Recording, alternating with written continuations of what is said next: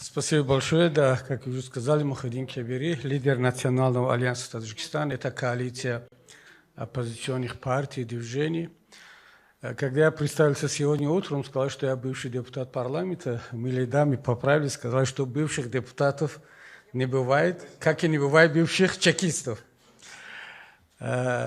Спасибо вам огромное за приглашение, за то, что мы здесь сегодня, и поздравляю за успех. Действительно, это большой успех. Я был гостем первого съезда, Илья пригласил тогда. И сейчас мы видим, что дело развивается, и вы уже переходите на конкретные действия. Есть очень много, что у вас можно поучиться для всех сил сопротивления. Мне это слово начало нравиться сегодня. Вчера много раз прозвучало здесь, что пора перейти из оппозиционной деятельности в сопротивление. И знаете, почему мы здесь? Я думаю, что мы просто обречены быть вместе. В силу различных факторов, причин, исторических, политических, сегодняшних реалий. Так же, как и наши авторитарные режимы. Они тоже обречены быть вместе. Они объединены лучше, чем мы, надо в этом признаваться. Они поддерживают друг друга, хотя одновременно они ненавидят друг друга. Это чувствуется, это просто вот видно простым глазом, но поскольку залог их выживаемости, нахождения во власти именно заключается в поддержке друг друга, они поддерживают друг друга как могут, кто-то присутствием в Москве, на различных мероприятиях в Санкт-Петербурге, кто-то не с участием в саммите мира в Швейцарии, кто-то своим голосованием по разным вопросам в Генеральной Ассамблее ООН, или даже иногда не голосованием, когда надо голосовать за справедливость, за Украину, они занимают какую-то непонятную, нейтральную позицию. То есть всем телом и делом они показывают, что они вместе. Но меня иногда удивляет то ли наивность, то ли они понимают на Западе, но делают вид, что им достаточно того, что лидеры государств Центральной Азии, просто чтобы они как бы не в открытую помогли России. Они говорят, что да, мы знаем, что они помогают обходить санкции, но хорошо, что ваши лидеры это делают как-то не очень демонстративно, этого нам достаточно. Я считаю, что это наивно, этого недостаточно, это как раз идет в поддержку или в войну против Украины.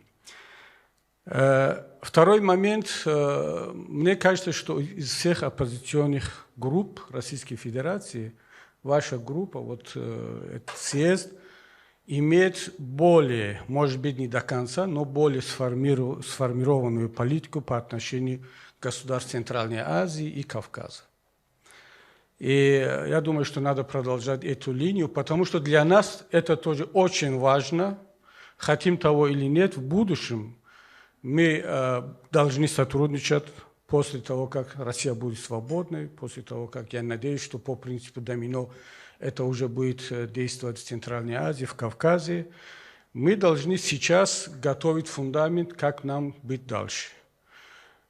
Есть очень много международных региональных структур, где Россия и все постсоветские государства находятся вместе. Это ШОС, ОДКБ, Евразес и так далее. Ну, конечно, при такой ситуации я полностью поддерживаю Армению. Кстати, Национальный альянс Таджикистана мы выпустили заявление после того, как Армения приостановила свою деятельность в ОДКБ. Мы призвали руководство Таджикистана делать то же самое, поскольку находиться рядом с государством-агрессором – это просто неэтично для Таджикистана, для Армении. Но в будущем мы должны думать сейчас, как мы будем сосуществовать в составе различных региональных и международных организаций. Я думаю, что сегодняшние вот наши встречи, сотрудничество – это как раз есть тот фундамент, на котором мы можем потом построить наше будущее сотрудничество. И последний момент. В начале украинской войны таджики, в первый год таджики были после российских народов, или вернее, из всех нероссийских народов, на первом месте в составе российских войск, и в том числе Вагнер, которые воевали против Украины. Сейчас их намного меньше, даже их считают, таджиков считают сейчас не очень благонадежными. И это благодаря тому, что была очень хорошо поставлена информационная работа. Я здесь могу с гордостью сказать, что тут есть роль, скромный роль и нашей организации, наших ребят. И сейчас, то есть намного меньше стало таджиков в составе российских войск, и наоборот, идет обратный процесс в другую сторону. О чем можно потом говорить, может, в кулуарах и в рамках этого съезда и дальше. Так что у нас есть очень много общего, есть над чем работать. Еще раз поздравляю, еще раз мои благодарности за приглашение. Так что, если есть вопросы или комментарии, пожалуйста. Коллеги, вопросы, комментарии? Кто? Да, Илья Владимирович, пожалуйста. Извиняюсь, я много говорю, но я считаю, что вообще наши взаимоотношения, они являются очень важными. И вы как раз это вот подчеркнули по тому, какое количество таджиков мобилизовывалось в армию насильно российскими властями. И вообще объем диаспоры таджикской в России, ну, это просто на самом деле может быть большим политическим фактором внутри страны. И вот в связи с этим у меня несколько вопросов. Значит, вопрос номер один. Мы, как раз вы упомянули, вы были на первом съезде, и у нас был тогда план создать международный антиавторитарный союз. Подписали мы об этом соглашение. Но, по сути дела, в общем, как-то эта структура не заработала. Что вы думаете, значит, имеет ли она какую-то перспективу? Если имеет, то там, что нужно делать, чтобы она стала полезной для вас, нас и там, двигаться вперед? Второй вопрос у меня связан как раз с диаспорой. Ну, вот в марте как раз у нас был предыдущий съезд, произошла трагедия в Крокус-Сити. Она, безусловно, ударила по таджикской диаспоре. Да, мы все помним эту истерику, которая была в российских СМИ и так далее. Значит, если можно осветить, значит, два вопроса. Это, в принципе, состояние таджикской диаспоры в России, в Москве в частности, как она организована, что она думает, как она относится к этим политическим событиям и так далее. А с другой стороны, я думаю, что всем было бы интересно узнать, а что вы думаете, будучи из Таджикистана, относительно корней этого террористического акта, потому что были уже там сообщения, что там турецкие спецслужбы предотвратили еще один такой же теракт, и тоже вроде это Вилаят Карасон, то есть вот, ну а в Москве пытаются нас связать с этим самым терактом в Крокус-Сити активно, да, ну то есть Украину пытаются связать и так далее. Вот. И, наконец, последний, третий вопрос, это про фронты Украины и про формирование подразделений из Центральной Азии. Есть ли какие-то перспективы, что на данный момент происходит, чем мы можем помочь и какие перспективы совместных операций тоже вы видите в этом направлении? Хорошо, если я забуду вопросы, Илья, напомни потом. Что касается вот того соглашения, которое мы подписали в Варшаве на первом съезде, это очень было многообещающее соглашение, и идея была очень хорошая. Я думаю, что рано еще похоронить эту идею, просто надо посмотреть, где еще, потому что есть в мире очень много других площадок, которые имеют похожую повестку дня, борьбы против авторитаризма, диктатуры и так далее. Мы не должны повторять, вести параллельную работу, надо просто объединиться. Я думаю, что стоит еще раз вернуться к этому вопросу, пригласить новых коллег, друзей, партнеров, потому что не обязательно все, что это мы в рамках этого съезда и других площадок. Можно автономно, параллельно провести эту работу. Я очень надеюсь, что мы вернемся к этому, поскольку ты, Илья, был как бы инициатором этой идеи. Может, потом еще раз нам надо будет собраться и продолжить эту линию. Я вижу перспективу в этом, так что рано еще похоронить эту идею. И что касается, второй вопрос был... Да. Вы знаете, вот после этого теракта в Москве, наверное, не знаю, 50-100, в том числе украинские средства массовой информации, российский телеканал «Дождь», различные. Я дал мое экспертное или политическое мнение. Всегда у меня есть встречный вопрос, когда говорят, что почему именно таджики. Кстати, не только в Крокус-Сити. 9 таджиков задержали в Европе, опять ИГИЛ по обвинению в сотрудничестве с ИГИЛ. В Турции 2 раза были, таджики совершали эти теракты, в Иране, даже в Афганистане. Я задаю всегда встречный вопрос, а почему не таджики? Ведь вообще таджикская молодежь, она загнана в угол, нет перспективы. Рахмон 33 года уже сидит у власти, он, по-моему, самый такой долгожитель сейчас в мире, может быть, где-то в Африке есть еще, кто его опережает. Уже нет, по-моему, да. И он узурпировал власть только для своей семьи. Его сын, второй человек по иерархии, он глава Сената, дочка глава администрации, зять Нацбанк. То есть они захватили всю страну, отправляют молодежь в Россию на заработки, а таджикская молодежь или диаспора живет в очень рабских условиях в России. И они, не видя никакую перспективу, а это почва для любого радикальной организации. И поэтому не надо тут удивляться. Я думаю, что даже, скорее всего, я думаю, что таджикские спецслужбы об этом знали. Кроме таджикских спецслужб, российских коллег предупредили американцы и иранские спецслужбы. Но кому-то было на руку, кому-то было очень важно, чтобы этот теракт именно в эти дни совершался. И потом пошли как бы злоупотребления этим терактом. И сейчас таджикская диаспора в Москве находится еще в большей сложной ситуации. Сейчас все эти депортационные центры, они заполнены таджикскими мигрантами.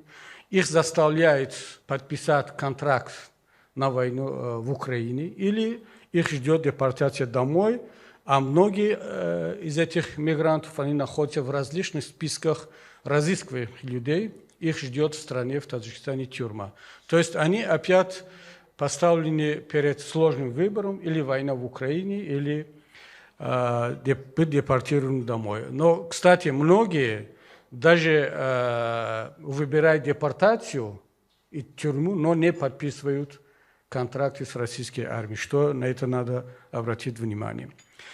И какая перспектива? Наверное, мы изначально, когда вот таджики, которые обратились к нам за рекомендацией, как им быть, когда они хотят помочь Украине победить, те, которые живут в Украине, те, которые хотят участвовать, мы им рекомендовали не создавать какого-то отдельного национального батальона или подразделения, а быть в составе различных украинских подразделений или других национальных батальонов.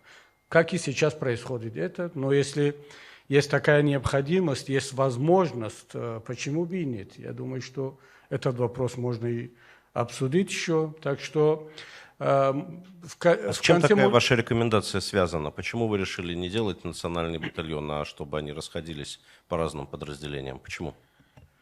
Кстати, об этом так и думали сами украинские, кто отвечает за эти вопросы. И с другой стороны, не было уверенности, что эти батальоны или подразделения они попадут в надежные руки. То есть, но сейчас, когда, скажем, эти острые углы, они сняты, можно об этом и подумать. И тут немаловажный фактор, что в Украине находится очень много людей, которые имеют, скажем, свою биографию, некоторые темные страницы, они были в составе различных вооруженных группировок в Сирии, в Ираке, и поэтому тут ситуация неоднозначная. Но сейчас уже, когда люди знают ситуацию, знают, кто есть кто, можно уже более смело обсудить эти вопросы. Спасибо большое. Коллега Собченко. Спасибо большое. Скажите, пожалуйста, означает ли это, что когда в Таджикистане произойдет смена режима, революция, как угодно, к власти может прийти исламское государство Вилаята Хорасан, а не демократические силы? Это первый. И второй вопрос, вытекающий из этого. Могут ли таджики стать машиной джихада в Средней Азии? Именно, то есть я так понимаю, что в Средней Азии, кроме Таджикистана, только Ферганская долина является оплотом происламистских настроений. Насколько велика эта угроза? Спасибо. Есть такая теория. На Западе многие эксперты, политики, они говорят, что если в Таджикистане что-то и произойдет, то, наверное, самые мобилизованные или организованные силы это как раз являются джихадисты или экстремистские группировки. Я считаю, что это сильным привлечением, потому что, во-первых, таджикский народ, он, по сути, очень умеренный народ, придерживается умеренных религиозных взглядов. Я, как лидер исламской партии, дважды был депутатом от партии Исламского Возрождения, партия, которая была создана еще при Советском Союзе, и имеет опыт не только ведения боевых действий, но и мирного процесса, работа в парламенте, быть в составе светского государства. Так что я считаю, что самой организованной политической структурой как раз являются представители демократических, умеренных исламских групп, а не радикальных групп. Так что этого не надо бояться. И что касается вообще изменений, сейчас, когда вот мы здесь сидим, проводим этот съезд, в Таджикистане идут аресты, и не маленькие аресты. До вчерашнего дня, сегодня у меня нет последней информации, до вчерашнего дня были арестованы за последнюю неделю бывший председатель парламента, бывший исполняющий обязанности главы государства, бывший министр иностранных дел, который до недавнего времени был послом в Японии, Таджикистана, депутат парламента, которого неделю назад сняли неприкосновенность и тут же арестовали в парламенте. Эмомали Рахмон обвиняет их в подготовке госпереворота. Это, кстати, самые близкие соратники самого Рахмона, которые его привели к власти. И самое примечательное, что генпрокурор, выступая на сессии парламента на прошлой неделе, обвинил меня в том, что я подготовил теоретически и собирался поддержать и в военном плане, и в политическом плане этот переворот. То есть я не знаю, радоваться ли или наоборот. Ну, говорят, у страха глаза большие, хотя мы здесь сидели, участвовали здесь, а тут, там они думают, что мы занимаемся другими делами. Но, конечно, любая оппозиция, тем более политическая оппозиция за рубежом, она обязана иметь контакты со всеми политическими силами внутри страны, в том числе и в тех части той элиты, которая готова к переменам. Я думаю, что это так в России, оно должно быть везде. Но это не означает, что мы планировали вот именно в эти дни какие-то события. Но эти процессы идут независимо от нас, автономно. Так что непонятно еще. Мы надеялись, что после победы Украины мы как-то начнем уже думать об изменении. А возможно, это произойдет еще до победы, и это ускорит победу Украины над агрессором. А с исламским государством Хорасан вы поддерживаете? Нет, ни в коем случае. Потому что не то, что идеологически. Они считают нас и врагами, они считают нас кафирами, то есть неверными. Да, конечно, потому что они считают нас идеологическими соперниками. Когда, кстати, я жил в Стамбуле до Европы, турецкие власти, они просто попросили меня покинуть Стамбул из-за того, что ИГИЛ тогда, в 2015 году, ИГИЛ, у него было уже государство, территория, Они планировали в Стамбуле похитить меня и демонстративно наказать там Рака, их столице в Сирии. Поэтому турецкие власти попросили меня мягко покинуть Турцию. Я перебрался сюда. Спасибо. Андрей. У меня вопрос, связанный с Афганистаном. Еще со времен войны Советского Союза в Афганистане противоборствовали в основном две группировки. Это Талибан и группировка, которую возглавлял Ахмад Шах Масуд, который, если я не ошибаюсь, был тоже таджиком. И таджикская группировка в Афганистане была очень мощная, ну, если не сказать самая мощная на тот момент. На сегодняшний день у власти ваши враги в этой стране. И, как известно, эти враги являются и нашими общими врагами, потому что они активно идут на сближение с Россией. Каково влияние оказывает Талибан в Таджикистане и насколько эта опасность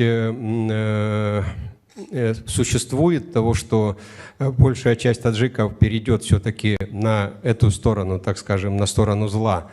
Или все-таки национальные традиции настолько сильны, что у Талибана это не получится? Спасибо.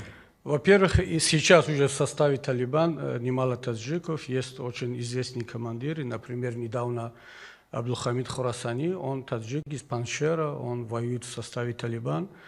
Он даже пригрозил Рахмону, что если Талибан даст просто разрешение, за неделю он захватит весь Таджикистан. И, кстати, у них немало сторонников и внутри Таджикистана. Это все из-за глупости самого Рахмона. Я считаю, что таджиков Афганистана просто предали.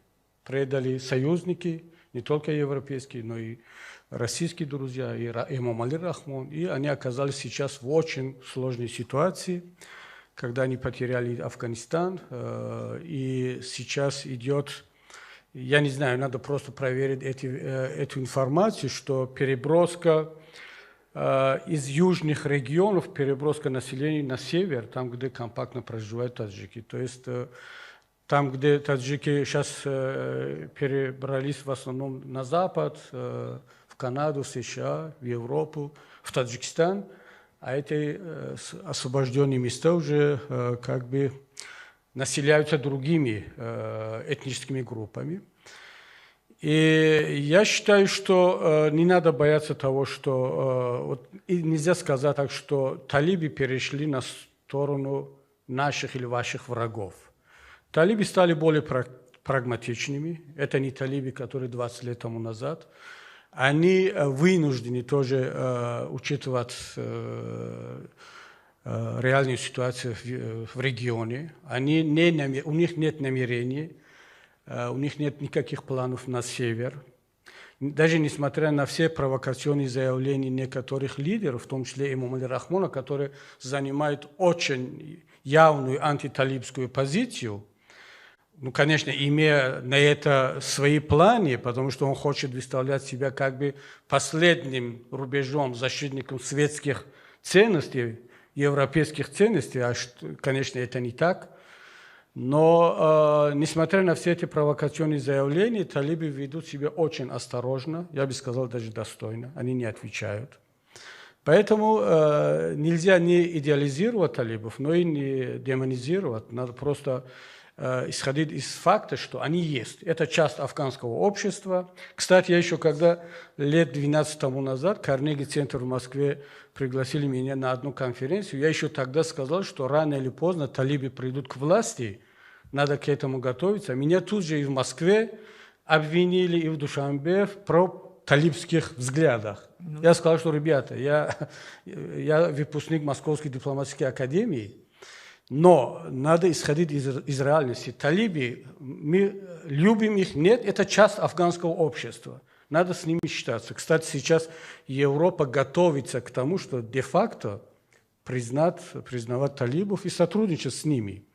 Хотя они не знают, как это делать. Поэтому я считаю, что талибы это надолго, даже если они не останутся до конца единоличными, скажем, управленцами Афганистана, они так или иначе будут во власти или в составе какой-то коалиции или в другом виде. Спасибо. Оля? У меня вопрос касается тех представителей Таджикистана, которые находятся сейчас в эмиграции, диаспоры. Насколько они политизированы, насколько они вообще собираются возвращаться на родину, если произойдут и перемены, и вообще насколько они как-то пытаются влиять на те процессы, которые происходят в Таджикистане сейчас. Это вопрос номер один.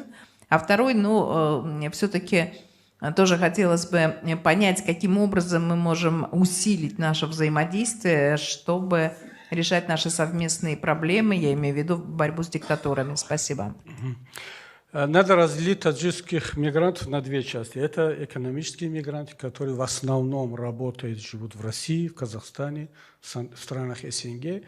До 2018 до 2020 года они не были политизированными, потому что их заботила только работа, отправить деньги домой и так далее. Но сама политика Рахмона привела к тому, что сейчас таджикская диаспора, она сильно политизирована. Они уже понимают, что в России нет будущего у них. Они должны или возвращаться домой, где им не светит ничего, или найти себе новое место. Америка, Канада далеко, Европа не пускает, другие государства региона просто не могут принимать у себя более 2 миллионов таджикских мигрантов, тем более после Крокус-Сити имидж у таджикского мигранта не самый такой хороший. Поэтому остается только один вариант – это возвращаться домой и поменять власть там, найти себе там работу, устроиться дальше. А как это сделать? Вот этот вопрос для нас. Вот сейчас, когда мы чувствуем, что сама таджикская диаспора, она политизирована, причем иногда без нашего участия, то это как раз наша работа, мы должны с ними работать, и сейчас ведем эту работу.